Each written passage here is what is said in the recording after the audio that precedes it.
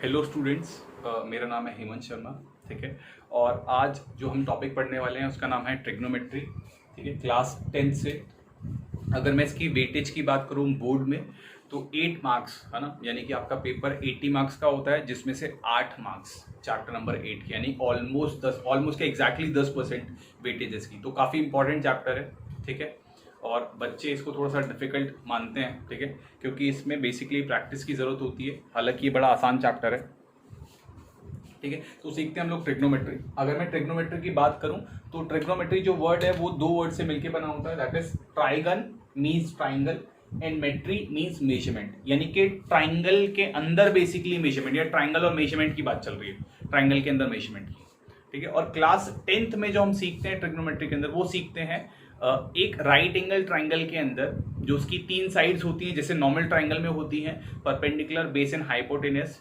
इन 3 sides का relationship, इनके अंदर जो 2 एक्यूट एंगल्स होते हैं। एक्यूट एंगल्स क्यों बोल रहा हूं? क्योंकि आपको पता है कि राइट एंगल ट्राइंगल में एक 90 होता है, तो बाकी 2 क्या होंगे? मिलकर के 90 होंगे, यानी अकेले जो होंगे 90 से छोटे होंगे। तो यही जो 2 जो 90 से छोटे एंगल्स है, जिनको मैं एक्यूट एंगल बोल रहा हूं, ठीक है, उनका रिलेशनशिप हम लोग पढ़ते हैं किन के साथ? इनकी साइड्स के साथ, ट्रिग्नोमेट्री के अंदर 10th क्लास में। ठीक है। अगर मैं बात करूं, क्योंकि इनकी साइड्स का रिलेशनशिप हमको पढ़ना है, तो हम इनकी साइड्स को समझ लेते हैं ठीक से। अभी तक हमको पता तो है कि परपेंडिकुलर, बेस और हाइपोटेनस होती है एक राइट एंगल ट्राइंगल की साइड्स, लेकिन अभी हमें ठीक से पता नहीं कि राइट एंगल ट्राइंगल में जो परपेंडिकुलर, बेस, हाइपोटेनस होता है वो किसको कहता है।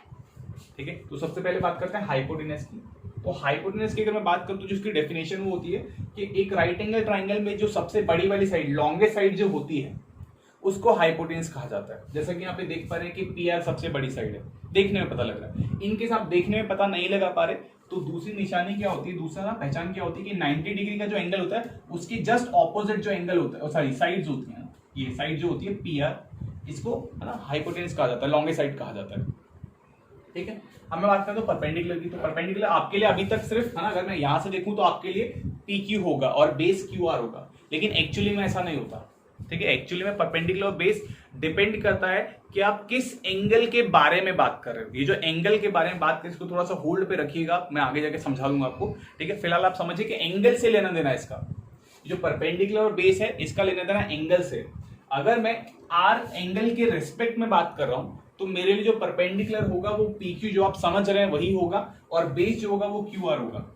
लेकिन अगर मैंने एंगल पी के रिस्पेक्ट में बात की, रेफरेंस में बात की, तो पी के रिस्पेक्ट में परपेंडिकुलर हो जाएगा क्यू आर और बेस हो जाएगा पी क्यू। ठीक है। तो एक्चुअली में क्या, परपेंडिकुलर और बेस की डेफिनेशन, मतलब डेफिनेशन तो है, लेकिन ये फिक्स नहीं कि हमेशा परपेंडिकुलर ये रहेगा और बेस ये रहेगा, ऐसा कुछ नहीं है। ठीक है, परपेंडिकुलर, बेस और है ना, ये दोनों बदलते रहेंगे अकॉर्डिंग टू द एंगल। अगर आपने आर लिया तो परपेंडिकुलर पी क्यू है, लेकिन अगर पी लिया तो परपेंडिकुलर क्यू आर है।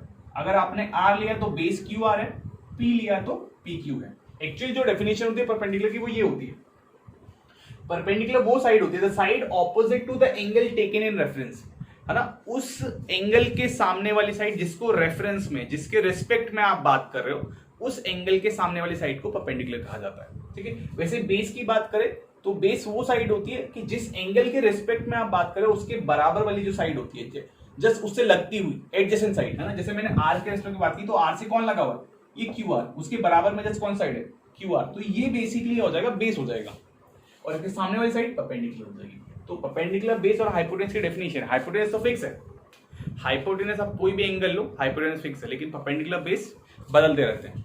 ठीक है।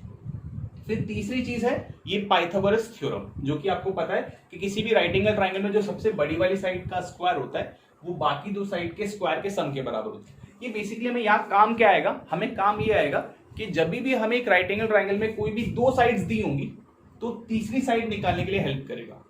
मतलब अगर मैं बात करूं, तभी मुझे सपोज परपेंडिकुलर दिया 3, ठीक है, और बेस दिया 4, और मुझे हाइपोटेनस जानना है, तो मुझे पता है 3 का स्क्वायर प्लस 4 का स्क्वायर मैं करूंगा तो कितना हो जाएगा, 9 प्लस 16 25। ठीक है, h स्क्वायर 25 है तो h 5 हो जाएगा। ठीक है, h 5 हो जाएगा।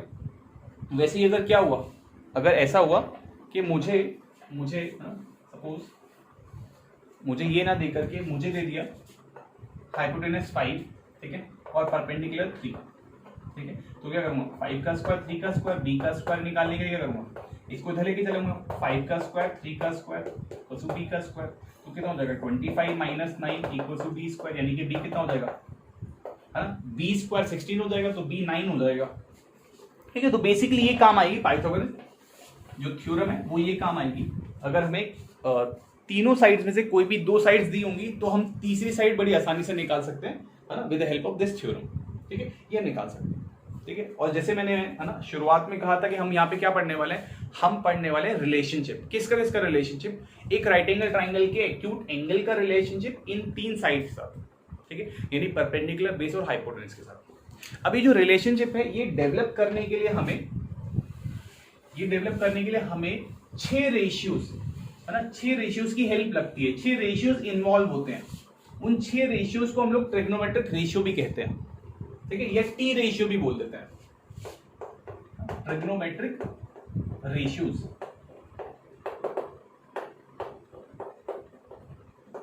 या टी रेशियोज भी बोलते हैं। ठीक है, कौन कौन से, पहला है SINE, साइन पढ़ते हैं इसको। ठीक है, दूसरा है कोसाइन, ठीक है, को लग गया आगे बस। ठीक है, तीसरा है टेंजेंट, ये जी है। ठीक है, चौथा है कोसेकेंड। ठीक है, पांचवा है सेकेंड और छठा है कोटेंजेंट। ठीक, ये 6 रेशियोज, इन 6 रेशियोज की मदद से हम लोग रिलेशनशिप डेवलप करेंगे। रिलेशनशिप बेसिकली फॉर्मूला होगा जिसमें साइड्स और एंगल इन्वॉल्व होंगे। ठीक है, बस इतना होगा। ठीक है, इस साइन का एब्रीविएशन ना, इस साइन को शॉर्ट में हम लोग SIN ऐसे लिखेंगे, और इसको सिन नहीं साइन ही पढ़ेंगे हमेशा। ठीक है, दूसरा एक कोसाइन को हम हमेशा कॉस लिखेंगे। ठीक है, और टेंजेंट को हमेशा टैन लिखेंगे, और कोसेकेंड को कॉसेक लिखेंगे। ठीक है, और सेकेंड को लिखेंगे सेक, और कोटेंजेंट को लिखेंगे हम लोग कॉट। ठीक है, ये 6 रेशियोज। ठीक है, ये 6 रेशियोज ही क्यों बने, ये 6 रेशियोज इसलिए बने क्योंकि हमारे पास साइड्स 3 थी। साइड्स कौन कौन सी थी, PBH, है ना। तो 6 रेशियो इसलिए बने कि अगर मैं P की बात करूं, अगर मैं P को, रेशियो का मतलब क्या होता है, न्यूमरेटर में कुछ और डिनोमिनेटर में कुछ, तो न्यूमरेटर में अगर P रखूंगा तो डिनोमिनेटर में बस B और H आ सकते हैं। ठीक है, P/B P/H, दो रेशियो बन गए। अगर मैंने न्यूमरेटर में B को रखा तो डिनोमिनेटर में 2 ऑप्शन होंगे, P और H, फिर से 2 और बन गए, यानी 4। और अगर मैंने न्यूमरेटर में H को रखा तो बाकी 2 रेशियो H/P और H/B, यानी कि 6 रेशियो बन सकते हैं। वो 6 रेशियोज मैंने यहाँ पे लिख दिए, sine, cosine, tangent, cosecant, secant और कॉट। ये 6 रेशियोज हमें हेल्प करेंगे रिलेशनशिप डेवलप करने में। कैसे यूज करते हैं इन रेशियोज को, इन रेशियोज को एंगल पे यूज किया जाता है। एंगल पे यूज करने का मतलब क्या है, ये रेशियो को मैं किसी एक स्पेसिफिक एंगल पे लूंगा। मैं बोलूंगा साइन ऑफ इतना degree, sine of 50 degree, angle को डिग्री में करते हैं, sine of 60 degree, sine of 30 degree, sine of angle. Sine को किसी एंगल पे यूज करेंगे, कोसाइन को किसी एंगल पे यूज करेंगे। ठीक है, टेन को किसी एंगल पे यूज करेंगे, ऐसे इसको यूज करते हैं।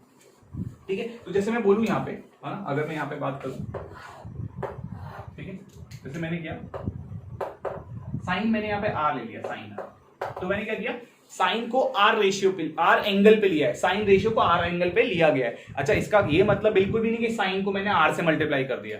इसका मतलब क्या है, साइन रेशियो जो एक ट्रिग्नोमेट्रिक या टी रेशियो है उसको मैंने आर एंगल पे लिया है, मल्टीप्लाई नहीं किया। इसका मतलब ये बिल्कुल भी नहीं कि साइन और आर मल्टीप्लाई हो रहे हैं। ठीक है, तो गलत मत समझना। इसका मतलब क्या है, साइन रेशियो को मैंने एंगल पे यूज किया। इसको जो वैल्यू होती है वो होती है परपेंडिकुलर अपॉन हाइपोटेन्यूज। ठीक है, परपेंडिकुलर अपॉन हाइपोटेन्यूज। ठीक है, तो अगर मैं बात करूं आर की, आर के रेस्पेक्ट में यहाँ पे परपेंडिकुलर कौन है, पी क्यू, और हाइपोटेन्यूज कौन है, पी आर। तो उसकी जो वैल्यू हो जाएगी वो हो जाएगी P Q by P R. तो अगर आप देखें ध्यान से तो यहाँ पे एंगल इन्वॉल्व हो गया और साइड्स इन्वॉल्व हो गई, यानी रिलेशनशिप डेवलप हो गया। एंगल का रिलेशनशिप साइड के साथ डेवलप हो गया, एंगल का रिलेशनशिप आ गया साइड का। एक फॉर्मूला हमने बना लिया जिसमें क्या है, एंगल आ रहा है और साइड आ रही है। ठीक है, यही मैंने बोला था कि यहाँ पे यही पड़ता है। ठीक है, दूसरा अगर मैं बात करूं कॉस आर की बात करूं, है ना, कॉस की, कॉस क्या होता है, बेस अपॉन हाइपोटेन्यूज। ठीक है, बेस अपॉन आर के रेस्पेक्ट में बेस कौन है, क्यू आर, और हाइपोटेन्यूज कौन है, पी आर। तो Q R upon P R हो जाएगा। ठीक है, वैसे ही टेन आर की बात करूं तो, अगर मैं टेन आर की बात करूं तो क्या हो जाएगा, है ना, टेन आर हो जाएगा पी बाय बी, यानी परपेंडिकुलर अपॉन बेस। तो आर के रेस्पेक्ट परपेंडिकुलर पी क्यू और बेस कौन है, क्यू आर। तो हो जाएगा P Q by Q R. ठीक है, आगे बात करूं तो देखो क्या है, जो कॉसेक होता है, कॉसेक, कॉसेक जो होता है वो साइन का रेसिप्रोकल यानी उल्टा होता है, यानी कि कॉसेक एक्चुअली में क्या होता है 1/sin होता है, 1/sin। 1/sin का मतलब कि जो साइन था p/h उसका जस्ट ऑपोजिट यानी कि h/p, और h/p का मतलब PR/pq। ठीक है, वैसे ही है ना बाकी के दो मैं इधर लिख रहा हूँ। ठीक है, बाकी के दो जैसे कौन बचा, सेक। सेक की बात करूं तो सेक जो होता है वो कॉस का रेसिप्रोकल होता है यानी 1/cos। ठीक है, तो कॉस क्या है b/h, तो सेक क्या हो जाएगा h/b, और अगर वैल्यू की बात करें तो PR/q, जस्ट ऑपोजिट। ठीक है, और लास्ट में क्या है, लास्ट में कॉट। कॉट जो होता है वो बेसिकली tan का रेसिप्रोकल होता है। ठीक है, tan का जस्ट ऑपोजिट, तो tan क्या है p/b, तो ये क्या हो जाएगा b/p। ठीक है, b/p का मतलब क्या है QR/pqr, सॉरी QR/pq। ठीक है, अब अगर है ना मैं बात करूं इन रेशियोज की तो आपके दिमाग में आ रहा होगा कि सर इनको याद कैसे रखेंगे, तो इनको याद रखना ज़्यादा मुश्किल बात नहीं है। ठीक है, एक तरीका मैं बता देता हूँ आपको, जिससे आपको है ना बड़ा कॉमन तरीका है। ठीक है, सब लोग वही तरीका बताते हैं, एक डिसेंट तरीका है वो ना याद रखने का। तो याद रखने का तरीका क्या है, वो है पंडित बद्री प्रसाद हर हर बोले। ठीक है, और सोना चांदी तोले।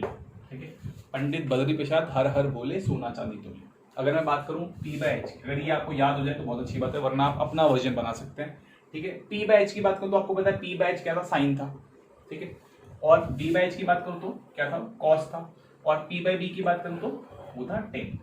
ठीक है, तो sine cos tan, Pandit Badri Prasad हर हर बोले, ऐसे आप याद रख सकते हो। ठीक है, बाकी और बहुत सारे तरीके हैं, है ना, या फिर आप अपना तरीका भी बना सकते हो। ठीक है, और जैसे इसका ऑपोजिट करेंगे, अगर इसका ऑपोजिट है ना, हमें पता है साइन का उल्टा क्या था, कॉसेक था, तो इसको उल्टा रीड करेंगे h/p, तो कॉसेक बन जाएगा। इसको उल्टा रीड करेंगे, कॉस का उल्टा, कॉस का रेसिप्रोकल क्या था, सेक था, यानी h/p। वैसे ही tan का उल्टा कॉट यानी कि b/p। ठीक है, तो ऐसे आप याद रख सकते हो, है ना, याद रखने में कोई परेशानी नहीं है। ठीक है, थोड़े बार आप प्रैक्टिस करोगे थोड़ा टाइम तो आराम से याद हो जाएगा। ठीक है, बड़ा ही आसान है। तो आगे चलते हैं कि क्वेश्चन कैसे बनेंगे। ठीक है, क्वेश्चन है ना, क्वेश्चन कैसे याद रहेंगे आपको, क्वेश्चन कैसे बनेंगे। ठीक है, ठीक है, क्वेश्चन कैसे बनेंगे, तो क्वेश्चन देखो ऐसे बन सकते हैं। सपोज जैसे मुझे क्या दे दिया, मुझे दे दिया जैसे मुझे दिया कि ये 3 है और ये 4 है। एक राइट एंगल ट्राइंगल में मुझे दो साइड दे दी, एक 3 एक 4 है, और हाइपोटेन्यूस नहीं दिया। ठीक है, और मुझसे बोला गया क्या आप निकाल दो साइन p कॉस p। ठीक है, और ठीक है, और इसको ना मैं थोड़ी देर के लिए कुछ और लिख रहा हूँ, क्योंकि मेरा p परपेंडिकुलर में भी आएगा तो हो सकता है आप कंफ्यूज हो जाए। तो मैं कोई दूसरा ना, मैं दूसरा कोई एक सिंबल यूज कर रहा हूँ, जिसे मैं यूज कर लेता हूँ x यूज कर लेता हूँ। तो मैं बोल रहा हूँ आपसे साइन x निकाल दो, कॉस x निकाल दो, और टेन x निकाल दो। ठीक है, और फिर मैं क्या बोलता हूँ आपसे, आप बाकी निकाल दो सेक r, ठीक है, कॉसेक r, ठीक है, और कॉट r, ये निकालो। ठीक है, ये निकालने के लिए बोलते हैं। तो निकालने के लिए क्या करना है, देखो हमें पता है कि जब हम ये सारे रेशियोज निकालेंगे तो हम इन रेशियोज की जब बात करेंगे तो हमें पता है कि इनमें साइड्स इन्वॉल्व थी। जब तक हमें एक राइट एंगल ट्राइंगल की तीनों साइड्स मालूम नहीं होगी तो ये रेशियोज निकालने मुश्किल है, क्योंकि इसमें p b h तीनों इन्वॉल्व होते हैं। तो यानी हमें पहले तीसरी साइड भी निकालनी होगी, और तीसरी साइड के लिए मैंने बताया था पाइथागोरस थ्योरम है हमारे पास। ठीक है, तो ये दिया हुआ है 4, ये दिया है 3। हाइपोटेन्यूस निकालने के लिए क्या करेंगे, ठीक है, हाइपोटेन्यूस निकालने के लिए फॉर्मूला है, ठीक है, h² = p² + b²। यहाँ पे रखेंगे, ठीक है, परपेंडिकुलर, मैं ये नहीं बोल रहा हूँ ये परपेंडिकुलर है, ठीक है, लेकिन बात तो एक ही है। किसी को पहले स्क्वायर करके सम कर लो, किसी को बाद में कर लो, तो बात एक ही है। ठीक है, 4 को मैंने परपेंडिकुलर नहीं कहा, 3 को बेस नहीं कहा, ठीक है, लेकिन दो साइड से उनका स्क्वायर का सम करना है आपको बस। तो h² 25 आ गया, तो h कितना आ गया 5, ठीक है, h5, तो ये 5 मिल गया। ठीक है, अब हमें रेशियो निकालना है, तो है ना, जैसे कि बोलूं पहले क्या निकालना है, साइन x। तो साइन क्या था, sine basically perpendicular upon hypotenuse था, याद है, पंडित और है ना बद्री प्रसाद हर हर बोले, तो पंडित और हर आ गया इसमें ना, p/h। तो p की बात करूं x के रेस्पेक्ट में परपेंडिकुलर कौन होगा, उसके सामने वाली साइड, x के सामने कौन है, QR, यानी कि 3, ठीक है, QR, ठीक है, और h कितना है अपना XR, यानी कि 3/5, ठीक है, ये हो जाएगा। और बात करता हूँ किसकी, cos x की, कॉस क्या था, b/h, कॉस था b/h, ठीक है। x के रिस्पेक्ट में बेस कौन है, x के रिस्पेक्ट में बेस कौन है, बराबर वाला, यानी कि qx बाय xr, यानी कि 4/5, ठीक है। फिर 10x की बात करें तो क्या था, p/b, ठीक है। x के रिस्पेक्ट में परपेंडिकुलर कौन है, ये qr, और b कौन है, qx, qr बाय qx, ठीक है, यानी कि 3/4 है ना, 3/4। और फिर हमें निकालना है क्या, ये निकल गए 3, सेक r, कॉसेक r और कॉट r निकालना है। तो सेक r की बात करूंगा मैं, ठीक है। सेक r क्या होगा, कॉस का जस्ट ऑपोजिट, यानी कि h/b, ठीक है, h/b। बट इसमें क्या है, मैंने एंगल बदल दिया, तो इसका उल्टा मत कर देना आप, यहाँ पे r है तो h तो सेम रहेगा, h कितना है 5, बट b बदल गया, r के रिस्पेक्ट में b कौन है, उसके बराबर वाली साइड, एडजेसेंट साइड, यानी कि ये 3, तो 5/3 हो गया, ठीक है। वैसे ही कॉसेक r की बात करूं तो कॉसेक r क्या होता है, साइन का उल्टा, यानी कि h/p, ठीक है। h तो 5 है, p कितना है 4 है, क्योंकि r के रिस्पेक्ट में p कौन होगा, उसके सामने वाली साइड, यानी कि x³ 4, ठीक है। और फिर क्या रह गया, फिर रह गया हमारा अच्छा ये दिख नहीं रहा है, ठीक है, वैल्यू मैंने बता दी 5/4 होगी, ठीक है। अगर मैं आगे बात करूं ना, बाकी एक बचा कॉट r, ठीक है। कॉट r की अगर मैं बात करूं, कॉट r, ठीक है। कॉट क्या होगा, 10 का उल्टा, यानी कि b/p, r के रिस्पेक्ट में बेस कौन है, r के रिस्पेक्ट में बेस है ये qr, यानी कि 3, और p कितना है 4, ठीक है। तो 3/4 होगा। तो पहला है ना, सबसे बेसिक क्वेश्चन ही बनेगा कि आपको एक राइट एंगल ट्राइंगल में कोई भी 2 साइड्स दे सकते हैं, तीनों दे देगा तो और अच्छा है, तो आपको पाइथागोरस लगाने की जरूरत भी नहीं है। लेकिन अगर तीनों नहीं देता, 2 देता, तो हमारा काम चल जाएगा, पाइथागोरस लगा के तीसरी साइड निकल जाएगी, और फिर ये जो 2 एंगल है इसमें से किसी के रिस्पेक्ट में 6 के 6 रेशियो से निकलवाए तो निकाल सकते हैं, है ना, बड़ी आसानी से, ठीक है। अब देखिएगा दूसरे टाइप का क्वेश्चन क्या बनता है। दूसरे टाइप के क्वेश्चन में क्या होता है कि आपको कभी कभी ये साइड्स ना दे करके रेशियो दे देता है, रेशियो, ठीक है। और फिर आपसे बोलता है कि बाकी के रेशियो निकालो, आपको साइड्स नहीं देता, आपको जैसे बोल दिया, आपको बोल दिया गया कि एक राइट एंगल ट्राइंगल है XQR, ठीक है। एक राइट एंगल ट्राइंगल है XQR, जिसमें आपको बोल दिया गया कि साइन R जो है वो है 12/30, ठीक है। और आपसे बोला गया क्या, आप cos R निकाल दो, ठीक है, tan R निकाल दो, और बाकी 3 भी निकाल दो, ठीक है। हमें पता है कि ये 3 निकल गए तो उल्टा ही करना बस, ठीक है, cosec R, sec R, ठीक है, और cot R, ये निकालना। तो हमें पता है कि, ठीक है, जब तक तीनों साइड्स मालूम नहीं होगी तब तक नहीं निकाल सकते। तो हमने दिमाग लगाया क्या कि sin R is equal to 12/13 है, और साइन क्या होता है, साइन होता है p/h, यानी p/h का रेशियो कितना है 13, p/h का रेशियो 13 है, 12/13, ठीक है। तो अब करते क्या बच्चे, यहाँ पे गलती कर लेते हैं, p को 12 मान लेते हैं और h को 13 मान लेते हैं, जो कि गलत है। हालांकि उससे आंसर नहीं बदलता, लेकिन वो मैथमेटिकली गलत हो जाएगा। मैथमेटिकली गलत क्यों हो जाएगा, क्योंकि ये रेशियो है। रेशियो 12/13 होने का मतलब क्या है कि जरूरी नहीं कि नंबर 12 और 13 हो सकता है ये नंबर 24/26 रहे हो सकता है ये नंबर 36/39 रहे, हमें नहीं मालूम कि कैंसिल होने के बाद 12/13 आया हो। मैंने 2 से कैंसिल किया तो 12/13 आया, 3 से किया तो 12/13 आया। तो रेशियो जो होता है, बेसिकली रेशियो में कब कन्वर्ट होते हैं नंबर, रेशियो में तब कन्वर्ट होते हैं 2 नंबर जब उनको डिवाइड करके उनमें से जो हाईएस्ट कॉमन फैक्टर होता है वो काट करके अलग कर दिया जाता है।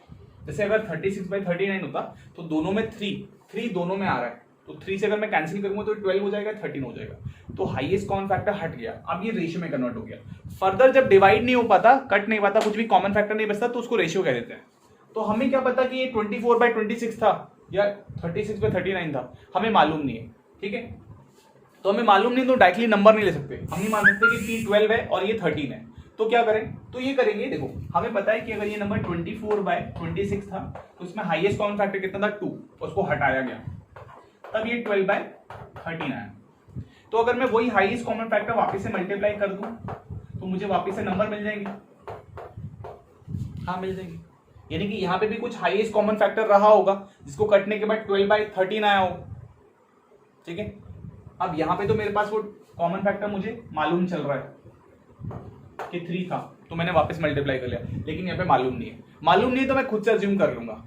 अज्यूम क्या कर लूंगा, मैं मान लूंगा कि कॉमन फैक्टर रहा होगा के या कुछ और ले सकते हो आप, है ना। के रहा होगा तो वो के वापस से मल्टीप्लाई करूंगा तो मुझे नंबर मिल जाएगा, यानी कि जो मेरा पी हो जाएगा वो 12K हो जाएगा और एच जो हो जाएगा वो 13K हो जाएगा, है ना। हालांकि मैं फिर से बोल रहा हूँ कि इससे आंसर में कोई चेंज नहीं आएगा, लेकिन मैथमेटिकली आप गलत हो जाओगे। आप सीधा पी को 12 नहीं मान सकते, एच को 13 नहीं मान सकते, आपको मानना पड़ेगा कि कोई रेशियो रहा होगा। हो सकता है रेशियो 1 आ जाए, ठीक है, हो सकता है रेशियो 1 आ जाए, लेकिन आपको मानना पड़ेगा। अब आपको क्या निकालना है, बी निकालना है, ठीक है। पहले बी निकालोगे तभी ये रेशियो निकाल पाओगे। तो बी निकालने के लिए पाइथागोरस लगाते हैं, h² = p² + b², ठीक है।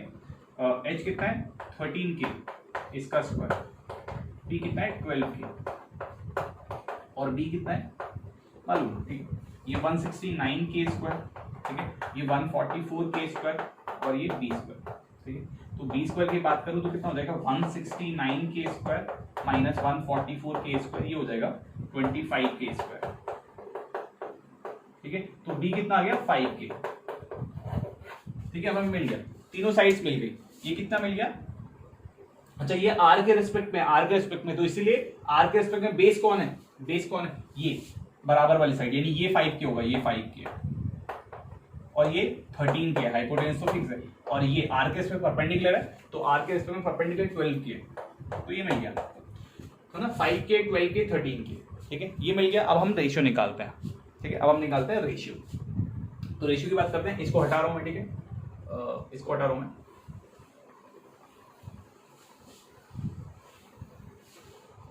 अब हमें क्या चाहिए, अब हमें चाहिए cos r, ठीक है। तो cos r निकालने के लिए cos r क्या होता है, b/h बेस अपॉन हाइपोटेनस, ठीक है। तो बेस क्या है, r के रिस्पेक्ट बेस कौन है, ये बराबर वाली साइड 5K और h कौन है 13K, तो कितना हो जाएगा 5K/13K, K से K कैंसिल हो जाएगा, तो हो जाएगा 5/13, ठीक है। फिर 10r की बात करें, 10r कितना होगा p/b, ठीक है। r के इसमें p कौन है, ये x³ यानी कि 12K और b कितना है 5K यानी कि 12/5, और बाकी तीन निकालने अगर बाकी तीन निकालने हैं तो इनका जस्ट उल्टा कर दो। कैसे, cosec r निकालने के लिए क्या होगा 1/sin r, यानी इसका उल्टा क्या होगा 13/12, ठीक है, 13/12 हो जाएगा। वैसे मुझे क्या निकालना है, मुझे निकालना है sec r, तो sec r क्या होगा cosec का ऑपोजिट, यानी कि सॉरी cos का ऑपोजिट कितना हो जाएगा, ये 5/13 हो, कितना हो जाएगा 13/5, ठीक है। और cot r निकालने के लिए बात करूं तो इसका ऑपोजिट यानी कि 5/12, ठीक, ये मिल गई वैल्यूज। ऐसे करके आप x के रेस्पेक्ट में निकाल सकते हैं अगर आप चाहो तो। जैसे sin x बोलूं तो sin x क्या होगा p/h, sin x भी क्या होगा p/h, लेकिन इसका p बदल जाएगा। x के रेस्पेक्ट में p कौन है, ये 5K और h कौन है, ये 13K यानी 5, तो 5/13 ऐसा हो सकता है, ठीक है। तो ये सारी चीजें आप कर सकते हो, ठीक है।